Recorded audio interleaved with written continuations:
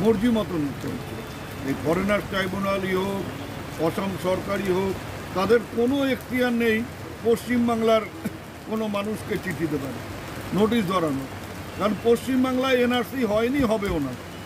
আজকে অসম গভর্নমেন্ট কোন অধিকারে এখানকার নাগরিকদের এইভাবে মানসিক যন্ত্রণা দিচ্ছে, এইভাবে মানুষকে হ্যারাস করবার চেষ্টা করছে, এখানে নোটিশ ধরানো হচ্ছে।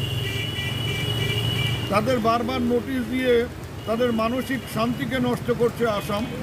এরা চক্রান্ত করেছে যে কুচবিহারে একটা অশান্তির বাতাবরণ তৈরি করা, কুচবিহারের মানুষের মধ্যে একটা ক্ষোভ সৃষ্টি করা, কুচবিহারের মানুষ রাস্তায় নেমে এর বিরুদ্ধে লড়াই করছে, প্রতিবাদ করছে, তার সম্মুখীন হতে হবে বিজেপির নেতাদের। এবং ওরা এটা চাইছে, প্রথমে হিন্দু মুসলমানের মধ্যে গোলমাল লাগাবার চেষ্টা করেছিল, কখনো রাজবংশী অরাজবংশীদের মধ্যে গোলমাল পাকাবার চেষ্টা করেছিল।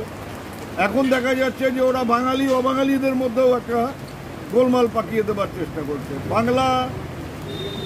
বাঙালি তাদের উপর জুলুম করা হচ্ছে বিভিন্ন রাজ্যে। স্বাভাবিকভাবে যারা আক্রান্ত হচ্ছে তাদের মধ্যে একটা ক্ষোভ সৃষ্টি হচ্ছে, সেই রাজ্যের যারা এই রাজ্যে বাস করে তাদের প্রতি একটা ক্ষোভের সৃষ্টি হচ্ছে।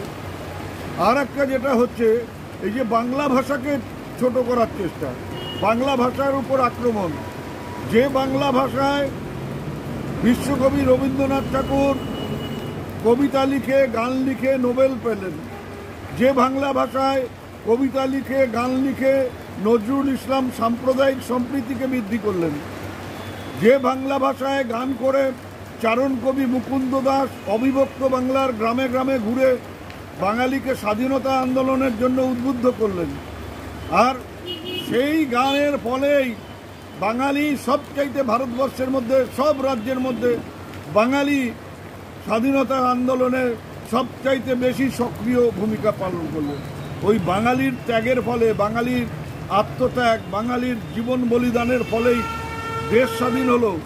আর সেই স্বাধীন দেশের আজকে যিনি প্রধানমন্ত্রী হয়েছেন, আজকে যিনি স্বরাষ্ট্র দপ্তরের মন্ত্রী হয়েছেন, তাদের রাজ্যের মানুষ কখনো জীবন বলিদান দেননি দেশ স্বাধীন করার ফলে।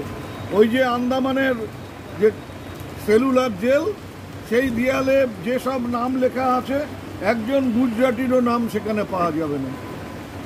আজকে বাঙালির আত্মত্যাগের ফলে ওই গুজরাটিরা ভারতবর্ষের প্রধানমন্ত্রী হয়েছেন, স্বরাষ্ট্রমন্ত্রী হয়েছেন। জীবনে হতে পারত না যদি বাঙালি এই আত্মদান না করত। আজকে সেই বাঙালিকে ওরা খাটো করবার চেষ্টা করছে। এর বিরুদ্ধে সর্বাত্মক লড়াই হবে। তাতে কে কি বললো, কোথায় গেল, এটা আমাদের হতে পারে। সার্টিফিকেট দিয়েছে, আজকেই আমার কাছে 3 জন এসেছিল আমার বিধানসভা কেন্দ্রে। তাদেরকে দিল্লিতে নানাভাবে তাদের উপর আক্রমণ চলছে। তারা যে দিনাটার বাসিন্দা, তাদের যে জন্ম দিনাটায়, আমি এখন তাকে সার্টিফিকেট দিয়ে দিলাম। এর ফলে যদি আমাকে কোনোদিনও ডাকে তো জবাব আমি দেবো, কিন্তু সার্টিফিকেট দেওয়া বন্ধ করবো না।